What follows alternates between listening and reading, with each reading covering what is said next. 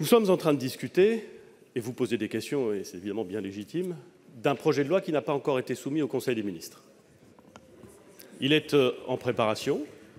Il a été soumis, comme évidemment les règles constitutionnelles le veulent, au Conseil d'État et à un certain nombre d'organismes qui sont conduits à formuler des avis sur ce projet, et il sera soumis au Conseil des ministres le 24 janvier prochain, dans les conditions qui sont prévues évidemment par les textes.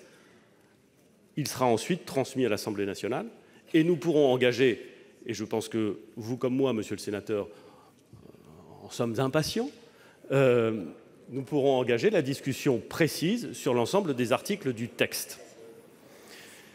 Je veux donc dire, n'allons pas plus vite que la musique, s'agissant de discussions pointues sur des articles d'un texte qui n'est pas encore soumis au Conseil des ministres. Premier point. Deuxième point, vous évoquez, je rappelle pour ceux qui l'auraient oublié que, si je me souviens même, et je parle sous le contrôle notamment du Sénat, les réformes des retraites passées qui sont intervenues par la loi ont, je crois, toujours été approuvées au terme d'une procédure dite accélérée. Je le dis pour bien montrer qu'il n'y a rien là d'exceptionnel, mais que c'est en général la règle en la matière. Voilà. Deuxième point, monsieur le sénateur. Vous m'interrogez sur la question de la conciliation dans un système par répartition et par points avec la notion d'âge d'équilibre. Car oui, en effet, dans le système futur, l'âge d'équilibre sera un des éléments de pilotage du système par les instances de gouvernance qui seront déterminées par la loi pour équilibrer le système. Et on comprend bien l'attachement, il est souvent indiqué, et j'en ai fait part pour ma part, l'attachement au principe de l'équilibre d'un système de retraite, et singulièrement d'un système de retraite par répartition. L'âge d'équilibre sera un de ces éléments. L'âge d'équilibre, c'est vrai, monsieur le sénateur, ça n'est pas l'âge légal. C'est une autre notion.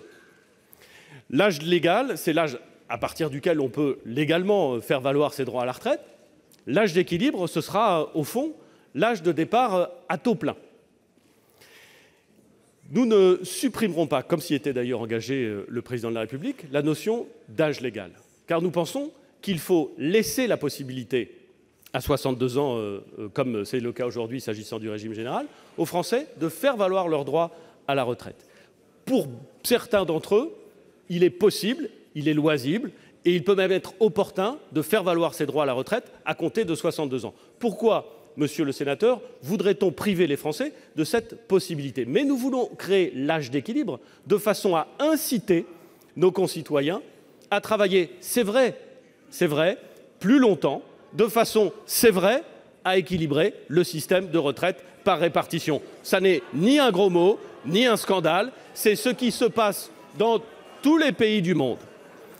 Mais nous voulons le faire, non pas, monsieur le sénateur, en utilisant l'arme, si j'ose dire, de l'âge légal, qui est aveugle pour tout le monde.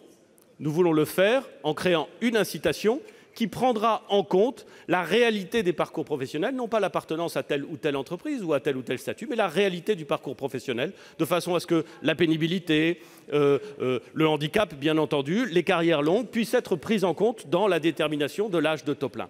De toutes ces questions, et on voit bien qu'elles sont passionnantes et qu'elles sont sensibles, de toutes ces questions, nous aurons l'occasion de débattre à l'Assemblée nationale, d'abord, c'est vrai, puis ensuite au Sénat, avec l'ensemble des indications nécessaires. Et je crois, mesdames et messieurs les sénateurs, que le débat sera riche, je suis certain qu'il sera intense, et je pense qu'il permettra collectivement, et c'est bien à cela qu'un Parlement sert, à produire une loi qui sera bonne, qui sera juste et qui permettra à l'ensemble des Français, quel que soit leur métier, quel que soit leur statut, d'envisager la fin de leur activité professionnelle et la période à laquelle ils seront à la retraite avec sérénité. Je vous remercie.